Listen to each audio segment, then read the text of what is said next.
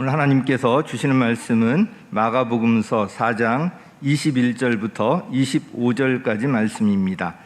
마가복음서 4장 21절부터 25절까지 우리 한 절씩 교독하도록 하겠습니다. 예수께서 그들에게 말씀하셨다. 사람이 등불을 가져다가 말 아래에나 침상 아래에 두겠느냐? 등경 위에다가 두지 않겠느냐? 숨겨둔 것은 드러나고 감추어둔 것은 나타나기 마련이다. 들을 귀가 있는 사람은 들어라. 예수께서 그들에게 말씀하셨다. 너희는 새겨 들어라. 너희가 되질하여 주는 만큼 너희에게 되질하여 주실 것이요 덤으로 더 주실 것이다. 같이 읽겠습니다. 가진 사람은 더 받을 것이요 가지지 못한 사람은 그 가진 것마저 빼앗길 것이다. 오늘 설교 제목은 등불은 등경 위에, 이 당연한 것 같은 것이 설교 제목으로 되어 있습니다. 우리 지난주에 이어서 오늘 이 본문에도 비유의 말씀이 나옵니다. 마가복음서 이 4장에는 여러 가지 비유의 말씀이 기록되어 있는데 이 비유들은 당시 이스라엘 사람들이 일상생활에서 흔히 접할 수 있는 내용들이었습니다. 33절 말씀을 보면 예수님께서 이렇게 비유로 말씀하시되 제자들이 알아들을 수 있을 정도로 전하셨다고 기록되어 있습니다. 때로는 예수님께서 직접 그 비유가 무슨 뜻을 갖고 있는지 설명해 주시기도 하셨습니다. 그런데 오늘 이 본문 말씀은 참 이해하기가 쉽지 않습니다. 지난주에 말씀드린 씨 뿌리는 사람 비유는 예수님께서 직접 그 비유의 의미를 설명해 주셨지만 오늘 본문을 포함해서 다른 이 비유에는 그런 설명도 없습니다. 여기 등불은 도대체 무엇이고 숨겨진 것, 이것은 무엇을 의미하는지, 또 되질하여 준다는 것은 무엇이고 가진 사람은 더 받게 되고 또 가지지 못한 사람은 가진 것마저 빼앗길 것이라는 이 말은 무슨 뜻인지 이해하기가 쉽지가 않습니다. 본문도 짧고 서로 연결점도 없는 것 같고 다른 설명도 또한 없습니다. 그런데 예수님께서는 이 비유의 말씀이 중요하다고 강조하셨습니다. 들을 귀가 있는 사람은 들으라는 거예요. 또 너희는 이것을 새겨들으라고 말씀하고 있습니다. 짧은 본문에 이렇게 강조하는 말이 두 군데나 기록이 되어 있습니다. 그래서 그냥 가볍게 지나칠 수 있는 말이 아니라는 것을 알 수가 있습니다. 그래서 본문을 반복해서 읽고 묵상하는 가운데 하나님께서 몇 가지 이제 깨닫게 하시는 것이 있었는데요. 그것을 중심으로 말씀을 전하도록 하겠습니다. 우리 21절 말씀 우리 먼저 함께 읽겠습니다. 시작. 예수께서 그들에게 말씀하셨다. 사람이 등불을 가져다가 말 아래에나 침상 아래에 두겠느냐? 등경 위에다가 두지 않겠느냐? 자, 여기서 등은 불을 밝히는 데 사용되는 것인데요. 등잔이라고 생각하면 될 것 같습니다. 등경은 이 등잔을 올려놓기 위해서 사용하던 등잔 바지라고 생각하면 되겠습니다. 등잔의 심지에다가 이제 불을 붙여서 등잔 바지에 올려놓아서 주위를 밝히는 것을 상상하시면 되겠습니다. 저는 어렸을 때 전기불이 들어오지 않는 시골에서 좀 생활을 해봤기 때문에 이 등잔을 잘 알고 있습니다. 기름 부어놓고 그 심지를 통해서 불을 밝히고 그것을 올려놓는 등잔대가 또 필요했고요. 그런 것을 이제 생각하시면 될 것 같습니다. 그런데 예수님께서는 이 등불을 가져다가 말 아래에나 침상 아래에 두겠느냐고 반문하고 있습니다. 여기서 말, 이건 무슨 뛰는 말이 아니라요. 말은 이 곡물을 담는 어떤 곡물을 된다고 그러잖아요. 한 대, 두 대 된다고 하는데 되는 그릇인데요. 그 속에 등불을 넣거나 아니면 등불을 그것으로 덮어버리면 등불이 꺼지게 됩니다. 또한 이 등불을 침상 아래에다가 두면 주위를 밝히는 이 등불의 역할을 할 수가 없습니다. 등불은 당연히 등경 위에다 놓아두어야 합니다. 당연한 이야기인데 예수님께서는 왜 이렇게 당연한 이야기를 중요하게 말씀하셨을까요? 또 이 등불은 또 무엇을 가리키고 등불이 밝히려는 것은 또 무엇일까요? 이에 대한 여러 가지 해석이 있는데 마가복음서 이 4장의 비유 말씀들을 전체적으로 묵상하는 가운데 성령님께서 깨닫게 해주신 것 중심으로 본문의 의미를 살펴보고 그 적용에 관해서 좀 말씀드리도록 하겠습니다. 먼저 첫 번째 이 등불과 관련해서 등불은 이제 숨겨진 것을 드러내는 역할을 합니다. 우리 같이 읽겠습니다. 시작. 숨겨진 것을 드러낸다. 자, 등불이 비춰지면 숨겨진 것, 숨겨둔 것 이런 것들이 드러나게 되어 있습니다. 그래서 오늘 22절 말씀을 보면 숨겨둔 것은 드러나고 감추어둔 것은 나타나기 마련이다. 자, 그러면 이 등불은 무엇이고 이 등불이 밝히려고 하는 숨겨둔 것, 감추어둔 것은 무엇일까요? 본문을 읽고 묵상하는 가운데 이 등불의 중심은 바로 예수님이시고요. 또 등불이 밝히고 드러내는 것의 중심은 바로 하나님 나라라는 결론에 이르렀습니다. 마가복음서 4장에 나오는 첫 번째 비유인 씨 뿌리는 사람 비유에서 그 비유의 의미가 무엇인지 질문하는 제자들에게 예수님께서 뭐라고 말씀하셨냐면 너희에게 하나님 나라의 비밀을 맡겨주었다. 하나님 나라의 비밀을 맡겨주셨다. 이렇게 말씀하시면서 그 비유의 의미를 설명해 주셨는데요. 즉, 이 씨 뿌리는 사람 비유가 바로 하나님 나라와 연관되어 있다는 것을 알 수가 있습니다. 그리고 오늘 본문에 이어서 나오는 두 비유에서도 보면 하나님 나라에 관한 것이 맨 앞에 언급되어 있습니다. 즉, 이 마가복음서 4장에 나오는 비유들은 하나님 나라와 연관되어 있는 것을 알 수가 있습니다. 예수님께서 공적으로 사역을 시작하시면서 선포하신 복음이 바로 하나님 나라의 복음이었습니다. 그리고 이 하나님 나라의 중심에는 예수님이 계십니다. 즉 예수님께서 전하신 하나님의 나라는 예수님께서 이 땅에 오시면서 시작이 되었고요.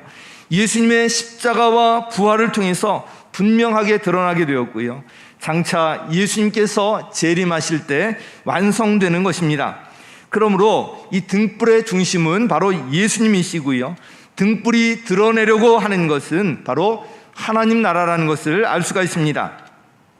그런데 하나님께서는 이 일을 제자들에게 그리고 오늘날 우리에게 맡겨 주셨습니다. 오늘 본문의 이 등불을 등경 위에 놓아둔다는 이 말씀이 다른 복음서에도 나오는데 특별히 마태복음서 5장 15절에도 비슷한 말씀이 기록되어 있습니다. 그런데 예수님께서는 등불을 등경 위에 놓아서 비추라는 이 말씀에 바로 이어서 이렇게 제자들에게 말씀하셨습니다. 근데 마태복음서 5장 16절 함께 읽겠습니다. 시작. 이와 같이 너희 빛을 사람에게 비추어서 그들이 너희의 착한 행실을 보고 하늘에 계신 너희 아버지께 영광을 돌리게 하여라. 아멘. 예수님께서 밝히고 드러내려고 하셨던 하나님 나라는 예수님의 십자가의 죽음과 부활을 통해서 그리고 오순절 성령님의 강림으로 분명하게 드러나게 되었습니다. 그런데 이 분명한 진리가 지금도 믿지 않는 세상 사람들에게는 감추어져 있습니다. 그래서 우리가 세상을 비추는 등불로서 이제 예수님을 통해 밝히 드러난 이 하나님 나라를 드러내고 밝히라는 것입니다. 우리가 어떻게 이 세상에 하나님 나라를 드러낼 수 있을까요? 우리 마태복음서의 말씀처럼 바로 착한 행실입니다. 즉 우리의 삶을 통해서 드러낼 수 있다는 것입니다. 예수님께서 가르쳐 주신 대로 사는 거예요. 서로 사랑하라. 서로 용서하라. 겸손하게 낮아져서 서로 섬겨라. 서로 하나가 되어라. 모든 사람과 더불어서 화평하게 지내라. 이 세상의 원리가 아니라 하나님 나라의 원리, 예수님께서 가르쳐 주신 이 원리대로 살아가는 것, 이것을 삶을 통해서 드러내게 될 때 바로 세상 사람들이 우리를 통해서 하나님께 영광을 돌리게 되고 하나님께 돌아오게 된다는 말씀입니다. 예수님이 친히 등불이 되어 주셔서 하나님 나라의 비밀을 분명하게 드러내셨던 것처럼 우리가 이제는 이제 드러난 비밀을 가진 우리가 바로 삶을 통해서 착한 행실을 통해서 세상에 이 비밀을 드러내고 이를 위해서 쓰임받도록 살아야 된다는 그런 말씀을 하고 있습니다.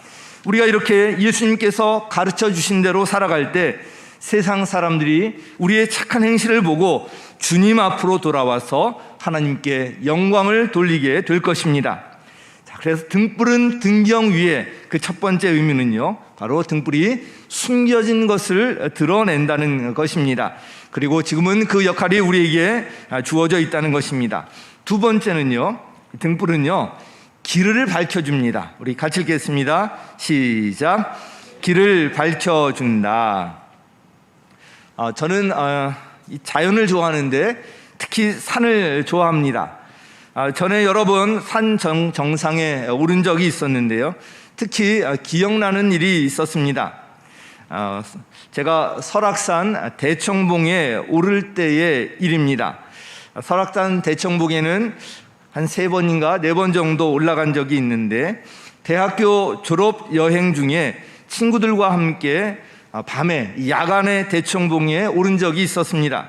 산 정상에서 일출을 보기 위해서 아주 새벽 일찍 떠났습니다. 아마 새벽 1시인가 2시에 그 산행을 시작해서 거의 한 4시간 내지 4시간 반 거리라고 하는데 한 3시간 반 정도 만에 올라갔던 것 같습니다. 오색 쪽에서 올라가면 이 대청봉까지 약 4시간 정도 걸리는데요, 이 일출 시간에 맞춰서 새벽에 올라갔던 것입니다. 산을 좋아하긴 했지만 정상까지 오르는 이런 산행을 경험한 적이 거의 없었기 때문에, 또한 야간에 이렇게 산행을 오르는 일도 거의 없었기 때문에 야간에 등반하는 것이 쉽지가 않았습니다. 그날은 달빛도 없고요, 아주 깜깜했기 때문에 한 치 앞도 그냥 내다 보이지가 않았습니다. 그래서 그때 무엇보다도 도움이 되었던 것이 바로 이마에 두른 랜턴이었습니다. 등에는 이제 짐을 지고요, 또 머리에 띠로 우리 광부들이 탄광에서 그 랜턴으로 비추는 것 같은 그런 랜턴을 머리에 두르고 그것을 비춰가면서 이렇게 길을 갔던 기억이 있습니다. 랜턴의 그 빛이 길을 비춰주었고요, 길을 찾기 어려운 순간에는 길을 표시하기 위해서 길목마다 띄엄띄엄 그 나무에 리본이 이렇게 표시되어 있는데 그것을 비추면서 길을 찾곤 했습니다. 그런데 보면요, 우리의 인생길도 사실 이와 같습니다. 한 치 앞을 내다볼 수 없는 것이 우리의 인생입니다. 철저히 계획한다고 하지만 계획대로 되지 않는 것이 인생입니다. 그러나 우리의 인생이 어디에서 와서 어디로 가는지 알 수 있다면, 또한 인생의 그 길 안내자가 있다면 우리가 방향을 분명히 붙잡을 수가 있고요, 또한 방황하지 않을 수 있을 것입니다. 그런데 바로 그분이 우리에게 계십니다. 누굽니까? 바로 예수님이에요. 예수. 우리 요한복음서 14장 6절 같이 읽겠습니다. 시작. 예수께서 그에게 말씀하셨다. 나는 길이요 진리요 생명이다. 나를 걷지 않고서는 아무도 아버지께로 갈 사람이 없다. 바로 예수님께서 우리의 길이 되어 주셔서 진리와 생명으로 우리를 인도해 주시는 것입니다. 예수님께서는 지금도 우리의 등불이 되셔서 우리의 길을 비춰주시고 바른 길로 인도해 주십니다. 그래서 시편 119편 105절에는 이렇게 말씀하고 있습니다. 여기 등불이 나오는데 같이 읽겠습니다. 시작. 주님의 말씀은 내 발의 등불이요 내 길의 빛입니다. 주님께서 바로 우리의 등불이 되셔서 진리의 말씀으로 우리가 갈 길을 비춰주시고 가르쳐주시고 또 조언이 필요할 때 조언해 주시고 인도하시는 것입니다. 할렐루야. 우리 그래서 시편 32편 8절에서 또 이렇게 말씀합니다. 우리 같이 읽겠습니다. 시작. 주님께서 말씀하신다. 내가 가야 할 길을 내가 너에게 지시하고 가르쳐 주마. 너를 눈여겨보며 너의 조언자가 되어 주겠다. 할렐루야. 바로 주님께서 우리를 진리의 말씀으로 이렇게 인도해 주고 계십니다. 사랑하는 성도 여러분, 우리 주님께서는 지금도 우리의 등불이 되셔서 우리를 눈여겨보시고 성령님의 도우심 가운데 우리를 진리의 말씀으로 친히 인도해 주고 계십니다. 주님의 인도하심을 따를 때 우리가 어떤 열매를 맺게 되는지 우리 이어지는 말씀을 통해서 같이 보도록 하겠습니다. 풍성한 열매를 맺게 하십니다. 우리 같이 읽겠습니다. 시작. 풍성한 열매를 맺게 한다. 자, 이상 살펴본 것처럼 예수님께서 등불이 되어주셔서 숨겨둔 것을 드러내시고 우리의 인생길을 밝혀주시고 인도해 주십니다. 그런데 여기에 어떻게 반응하는가 하는 것이 이제 중요합니다. 예수님께서는 예수님의 이 말씀을 받아들이고 순종하며 따르는 자들에게는 그 이상으로 열매를 주시겠다고 약속하셨습니다. 24절 말씀이 바로 이 말씀입니다. 같이 읽겠습니다. 시작. 그들에게 말씀하셨다. 너희는 새겨들어라. 너희가 되질하여 주는 만큼 너희에게 되질하여 주실 것이요 덤으로 더 주실 것이다. 아멘. 예수님의 말씀을 따라 사는 삶, 손해보는 것 같지만 결코 그렇지 않다는 것입니다. 다시 그것을 되질하여 주실 뿐만 아니라 덤으로 더 주신다고 말씀하고 있습니다. 그리고 이어지는 구절에서는 이렇게까지 말씀하고 있습니다. 25절 우리 같이 읽겠습니다. 시작. 가진 사람은 더 받을 것이요 가지지 못한 사람은 그 가진 것마저 빼앗길 것이다. 자, 이 말씀 보면 얼핏 이해가 가지 않습니다. 가지지 못한 사람들에게 나누어 주는 것이 예수님의 가르침 같은데 이 말씀은 오히려 가진 것마저 빼앗길 것이라고 말씀하고 있는데 이게 어떻게 되는 것일까요? 그래서 이 말씀은 문맥을 통해서 살펴봐야 합니다. 바로 앞에 있는 24절 말씀과 연결시켜서 볼 때 이것은 예수님의 말씀에 대한 우리의 반응과 관련되어 있습니다. 예수님의 말씀을 신실하게 따르는 사람들은 시간이 갈수록 더 풍성한 열매를 맺게 될 것입니다.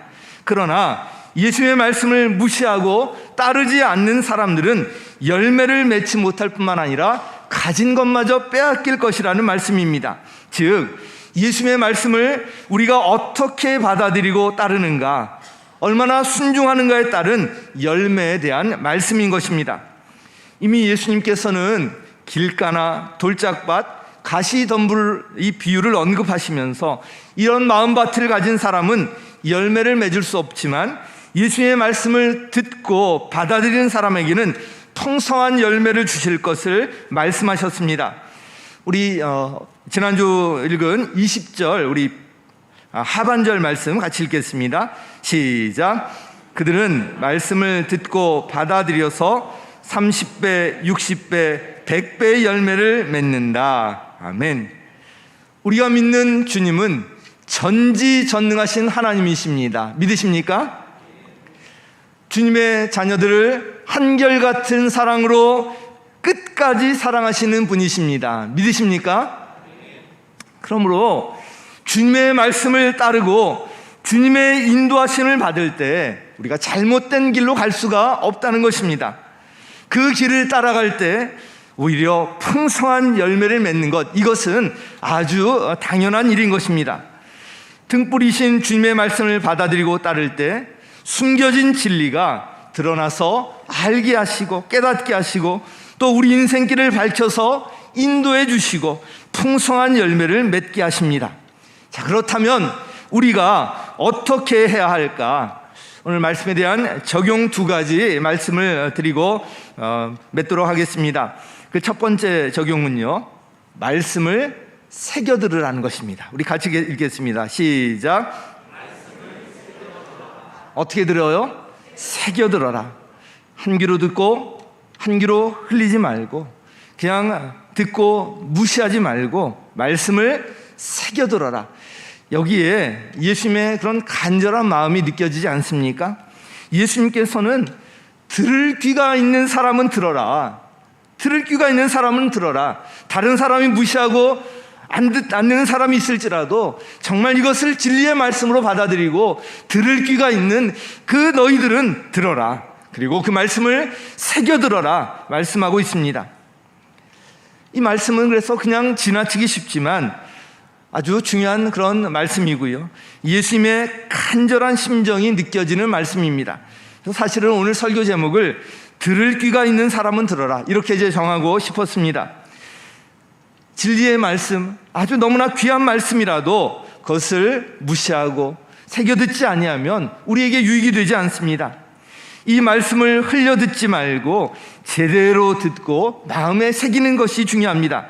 그래서 24절 말씀에서 이렇게 다시 한번 말씀하는 것입니다. 우리 다시 한번 24절 상반전 읽겠습니다. 시작. 예수께서 그들에게 말씀하셨다. 너희는 새겨들어라. 새겨들어라. 예수님께서는 우리를 사랑하십니다. 그분은 우리의 모든 것을 아시고 가장 좋은 길로 인도하십니다. 마음밭을 좋은 땅 같은 마음밭으로 기경하시고 예수님의 이 말씀을 새겨 들으시고 온전히 순종하며 따르시기 바랍니다. 그러면 우리 삶에 30배, 60배, 100배의 풍성한 열매를 맺게 하실 것입니다. 자, 두 번째 적용은요, 등불은 등경 위에 두라는 것입니다. 우리 같이 읽겠습니다. 시작. 등불은 등경 위에 두어라. 우리 21절 말씀 다시 한번 읽겠습니다. 시작. 예수께서 그들에게 말씀하셨다. 사람이 등불을 가져다가 말 아래에나 침상 아래에 두겠느냐? 등경 위에다가 두지 않겠느냐? 등불은 등경 위에 둘 것을 말씀하고 있습니다. 혹시 등불을 말 아래 또 침상 아래 두고 계신 분은 안 계신지요? 등불이 등경 위에 놓여 있지 않으면 진리가 가려지게 됩니다. 갈 길을 찾을 수가 없습니다. 방황하게 됩니다. 당연히 아무 열매도 맺을 수가 없습니다. 등불은 등경 위에 놓아두어야 합니다. 사랑하는 여러분, 진리의 말씀을 가까이 하시고요, 주님의 인도를 받으시기 바랍니다. 등불을 등경 위에 놓을 때 그 빛이 비춰지고 진리가 드러나고 또 그 길에 인도를 받을 수가 있는 것입니다. 또한 우리 주님께서는 우리로 하여금 세상을 등불로서 비추라고 당부하셨습니다. 세상 사람들이 우리의 착한 행실을 보고 하나님께 돌아와서 영광을 돌리게 될 것이라고 말씀하셨습니다. 예수님께서 가르쳐 주신 대로 이렇게 따라 살 때 우리에게 풍성한 열매를 맺게 하실 것입니다. 우리 삶에 30배, 60배, 100배의 열매가 맺는 그 비결이 바로 여기에 있습니다. 우리 주님의 말씀 새겨 듣고요, 등불은 등경 위에 두는 것, 이 말씀을 통해서 풍성한 열매를 맺으며 승리하며 사시기를 예수님의 이름으로 간절히 축원합니다.